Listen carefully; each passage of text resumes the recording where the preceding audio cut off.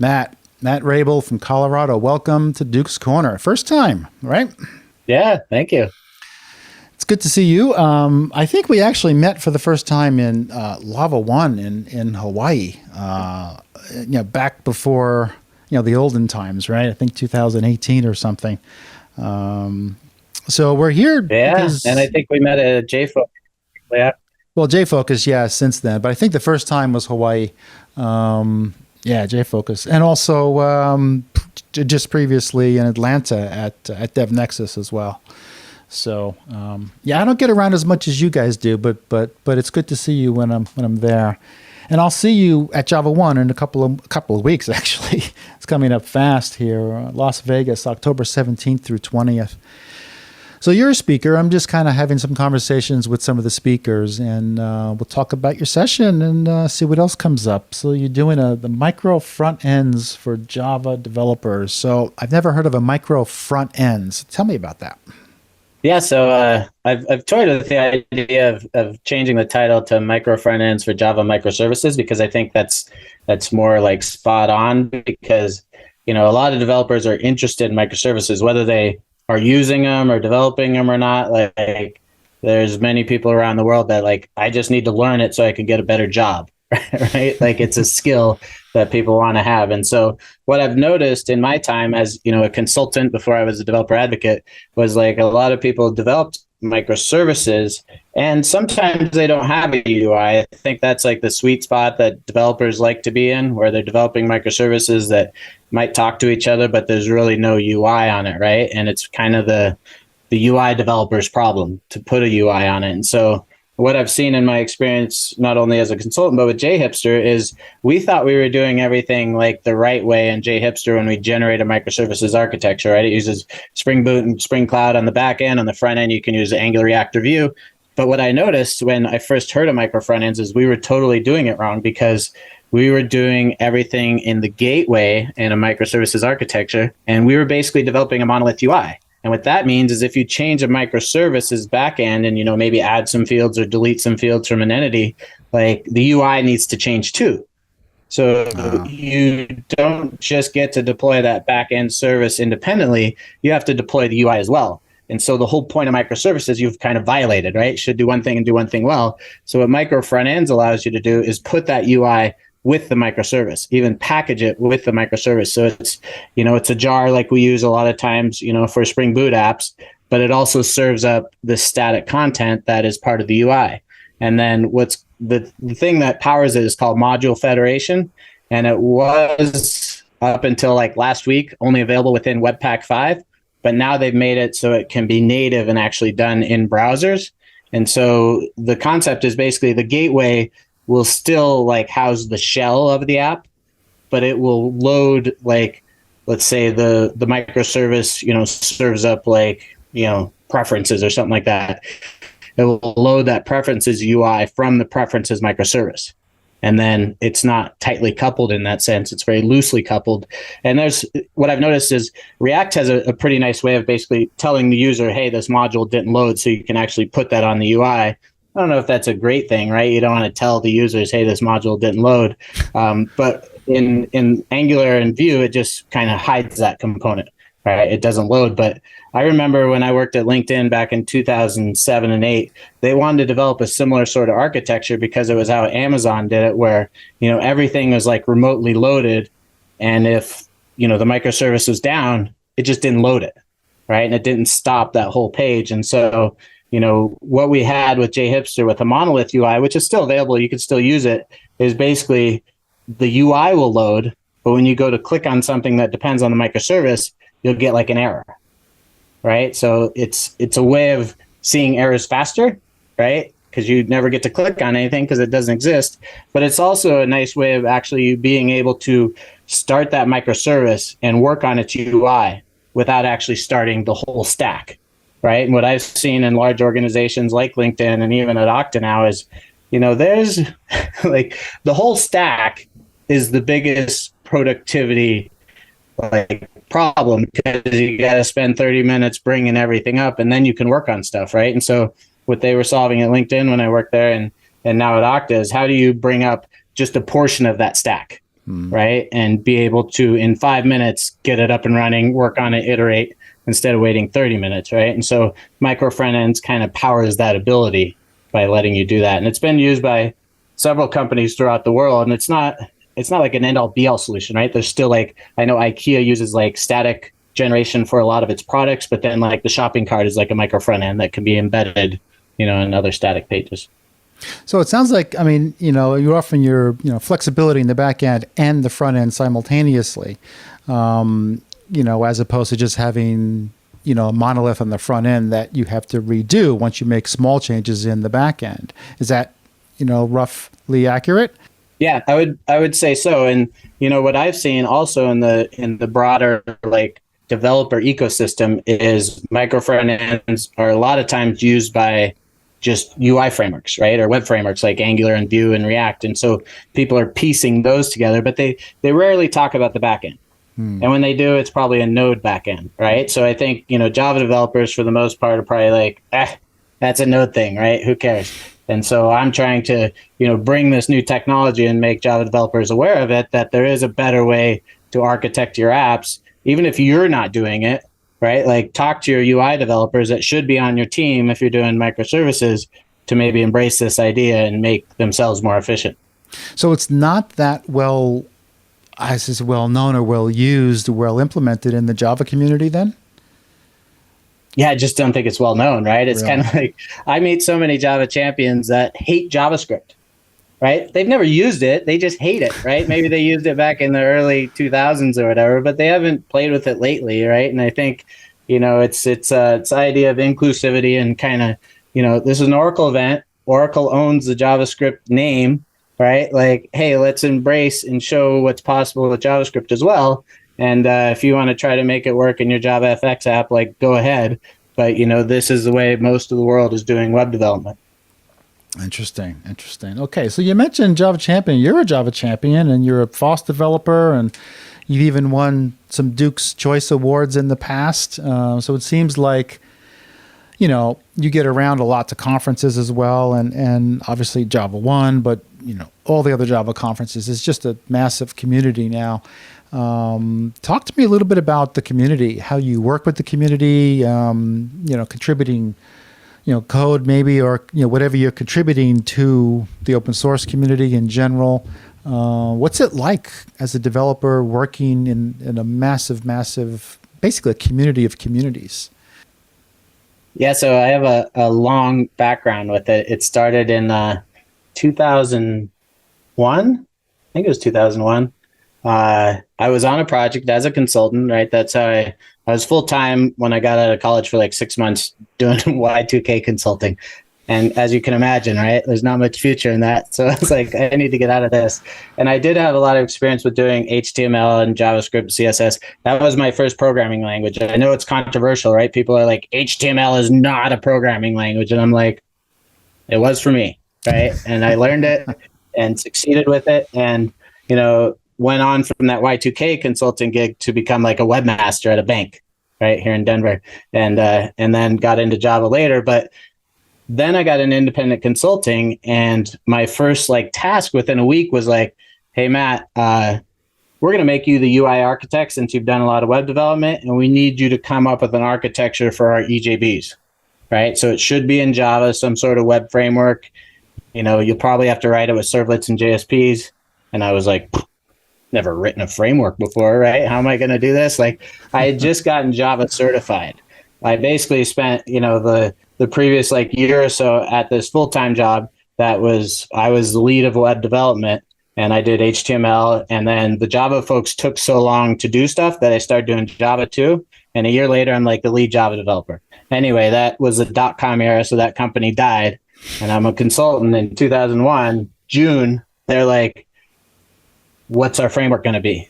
And lo and behold, guess what comes out? Struts 1.0, right? Like within that week. And I was like, we're going to use that, right? Like that's going to work for us. And sure enough, it did. And it solved the problem. And, over that year and into the next year, I had a lot of experience with struts because I was using it on a daily basis, trying to make things work. And then I started a blog and started blogging about my issues, right? Couldn't get some to work. There wasn't any Stack Overflow at the time. So I would basically post like stack traces, right, on my blog. And I had a comment section, and it would get people to actually answer and figure out solutions. So it was like my own private Stack Overflow. Well, at the same time, the blog software I used was called Roller. Dave Johnson had just like rolled it out, right? Oh, I know and Dave wrote very like well. an article in a well-known magazine, right? So that's how I found it. And part of that project, I joined, within a week of using it, because he didn't have many people helping him, and he was like, "Hey, I noticed you added a new theme to your blog.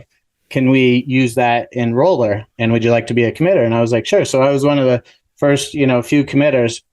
Because of that, my blog was listed on the default install of Roller, right? And blogging software wasn't much back then, but if you're a Java developer, you probably wanted to use Roller, right? And so that kind of led to my popularity, where I got to really know the other Java bloggers. And because there wasn't any other place to interact, we just did it on our blogs. We would link to each other. We would, piggyback off each other's posts and write new posts. I used to write like 5 posts a day. Wow. But if you look back in 2002, those posts are just like my tweets nowadays, right? They're like 2 sentences long. It's just expressing an idea or answering someone else's question. And so that kind of, got me into the community. And then 2004, I started working on a project called AppFuse. That was an open source project that basically made it so you didn't need to use EJBs, right? You could use Hibernate, generate like, your managers or your service layer and your UI and everything. So it would take, whatever you had as an entity and generate the whole UI for you. And that became quickly very popular. XDoclet was used, Ant was used. I was inspired by Eric Hatcher's book on Java development with Ant to actually create the project. And I spent a lot of hours on it, but it grew and got very successful. And because of that, a lot of people knew me in the community, right, of, giving them AppFuse. And then when Spring came along, I integrated Spring, and then I wrote a book on Spring. So I had all these early successes, like in the early 2000s, that really made me very well known in the Java community. So like now it's just 20 years later, right? And they're like, I watched your kids be born on your blog, and now they're in college. Like, holy cow, right? So like the biggest reason that I have so much, I would say, wealth among the Java community is because I've been here so long, right? It's not like I've done anything great lately. I've just been here for a while and people recognize me. That's interesting. I remember Roller at Sun. When they rolled out Roller with Dave and the team, corporate blogging at that time, Sun and Microsoft were the first really to do it at a corporate level, and we all joined and we used it. I was the Open Solaris community manager back then, and we used that. The Solaris engineers used that as their primary communication tool with the community, because this is before social media, right? And 2003, 2004, right? And I loved it. It was such a simple app, and it just worked. It just worked really, really well. And the blogging apps now are, I don't know, I prefer the old ones better. But that's really interesting. Well, it's funny. I just passed 20 years of using it, and I still use the same Roller instance. I've upgraded it. I still hosted it at the same company.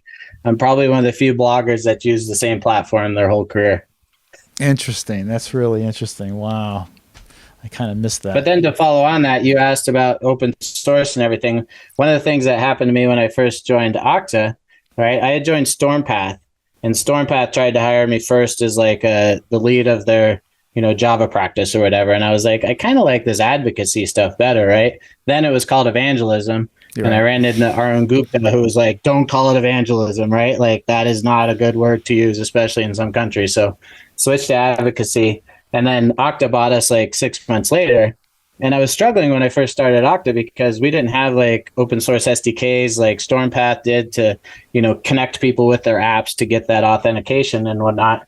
And then I discovered there was like, Okta supports SAML and OIDC and all that kind of stuff, OpenID Connect. And I was like, well, I could use any library, right? I could use Spring Security has, SAML support or OpenID Connect support. So that was pretty cool because I was just leveraging existing open source libraries. But then I also had an epiphany, and I'd only worked there for like 6 weeks, where I was like, if I can just integrate Okta into like open source projects that I work on or that I like, I can just talk about those open source projects and mention that it works with Okta. So that's what I kind of did with JHipster. And JHipster is a project that generates a Spring Boot backend and an Angular or React or Vue front end.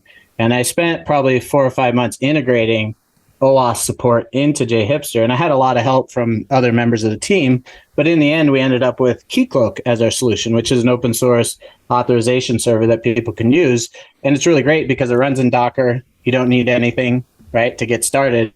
And that's kind of been the basis of my career at Okta, where I talk about JHipster, mention it works with Okta, and developers aren't like, they don't feel like I'm selling them anything, right? They're just like, I'm educating them on OAuth, and if they want to use an open source solution like Keycloak, go ahead, right? But if you don't want to manage your identity server, use Okta. Wow. So it seems like the community, your interactions with the community have been involved from the whole way. Well, not only that, but when I go to conferences, I feel like I'm at a college reunion, right? Like I've known these people for so long that like I've seen their kids grow up, right? And we've hung out in different parts of the world, and it's just like, it's not really scary or like anxious to go to a conference. You're like, I'm going to hang out with my college buddies. How much more fun could this be? Yeah. So this, in terms of becoming a developer, would you recommend this? It's kind of a dumb question considering everything we just said, but I mean, for new people getting involved, college kids, getting involved, they're interested in technology. Is this today the same sort of opportunity that you had 20 years ago?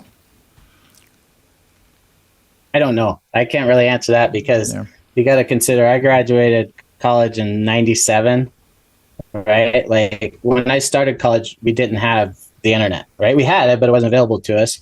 And it wasn't until 2 years in college where we actually got like Netscape, right? 1.0. Like I was using Slipknot before Netscape came out, and then Netscape had images, right? And it was like, sweet. Right. And so I graduated at a very strategic time, right? And open source and Java and all that was just beginning. Right. So I don't know if you could still do that. I'd like to think so. Right. But even in my career at Okta, like I've been proud to say I've never like written a proprietary line of code. Wow. Everything I've done, whether it's a blog post or whether it's a video or whether it's, a tutorial, it's always open source and it's always out there. So even like internally at Okta, I don't call myself an advocate. I tell everyone I'm an open source developer, right? I just happen to work on open source, and through that, people know me, and that helps spread the, message about Okta's product. But you've had to continually learn and continually grow and learn new tools and languages and stuff. It hasn't, and it's not like whatever you learned 20 years ago, that's it. You sat on that and just wrote. I mean, there's been continual learning. Oh, yeah. And so I think where I'm different from most Java developers and Java champions is, for example, the last 3 weeks, I've worked on 3 separate projects. One was the schematics that I wrote that's all TypeScript that basically integrates Okta or Auth 0 into your TypeScript or JavaScript apps, right? That was one thing. Another thing was Ionic, right, as a framework for building mobile apps with web technologies. I helped polish and make their Ionic app auth, which is an OIDC library, work with the latest versions of, all its dependencies. And then I did a React Native blueprint for JHipster, which is, again, all JavaScript, right? So everything I've worked on for the last 3 weeks has been an intense learning process, but none of it's been Java, right? It's all been like JavaScript and TypeScript and stuff like that. And so with Java, I do go through those cycles as well, like Webflux, right? I had to learn Webflux a couple years ago, and I spent a lot of time with Josh Long, like learning from him how to use Webflux, how to write Webflux code. Then we integrated in JHipster. Spring Native is another technology, right, that allows you to take your Spring Boot apps and compile them with GraalVM into native binaries, and then they start, wicked fast. Well, it took me like a year and a half to learn that good enough to integrate it into JHipster. And still, I needed a JavaScript expert on our team to kind of help me through the JavaScript stuff. So, I'm learning all the time. And basically, I go through these days where you're like, oh, like I learned a lot, but I learned that I can't do this, right? And then you get a good night's sleep and you wake up the next day and you're like, oh, I know how to do that, right? So it doesn't really matter the technology, but it's constant learning, and you have to realize that the frustration you feel isn't permanent, right? If you get a good night's sleep, it'll go away. Or if you take a nice dog walk, you'll probably think of the answer. Well, it's actually good to hear that. I'm actually happy to hear that, because someone like me, or really anybody, if they make the decision to get involved in tech or software or open source or something, just because they're interested in language or doing web development or whatever, even the experts like you have to learn new things and struggle through it and have to take a good night's sleep before you actually can think you can do it. That's inspiring to new people. It's inspiring to me, because this way I know that when I struggle through something, that's not abnormal. I'm not an idiot. I can actually do this. I just might need a night's sleep, right? Right. And the hardest part is telling yourself, like, you've been working on the same problem for 2 hours, stop, right? Like, because if you stop, you will solve it faster. And, right. And I constantly struggle with that, right? And I would say, like, my biggest skill, I recognized this way back in like 2005 or 6, was perseverance, right? Like, I would try and try again 100 times. Right. And I think smarter developers than me would only try like 3 times, right? Because that's the definition of insanity, when you keep trying it over and over and it doesn't work, right? But I've never been like a great programmer. I just keep trying until I figure it out. And with things like Stack Overflow and open source communities that I work with, like, I've learned to ask for help sooner, and that often results in a better outcome, right? So I think it's something that, as men, especially middle-aged men, we need to do it a lot more, not just with technology, but in general, right? Yeah. Ask for help, right? Especially if you need it. Yeah, sounds good. One of the reasons why I've always been interested in hanging out with the developers and scientists and engineers is they solve interesting problems. They solve hard problems, but they'll create new opportunities. It's that thinking process. It's not only drive, but it's also thinking. When I go to a conference, I see you guys in the hallways with your computers and just kind of hacking on something, and I listen to the conversation going back and forth. It's just very, very interesting to me, the problem-solving process. So that's why I got involved. So I find it fascinating, and you've articulated some of that here. So I hope people are interested in that. But we're going to do it again. We're going to go to JavaOne, hang out, do some hacking. And it's just a few weeks away. So I will see you in Las Vegas in October 17th. Sound good? Yeah. So one thing I would like to mention on the hacking front is we are going to have Jay Hipster at a Hacker Garden on Tuesday at 10 a.m. Okay. So we're going to have like a 2-hour session where people can come and work on Jay Hipster, and I'll help them. So should be fun. Excellent. Well, I'll be there too to hang out and listen. We'll talk to you then. Be good to see you.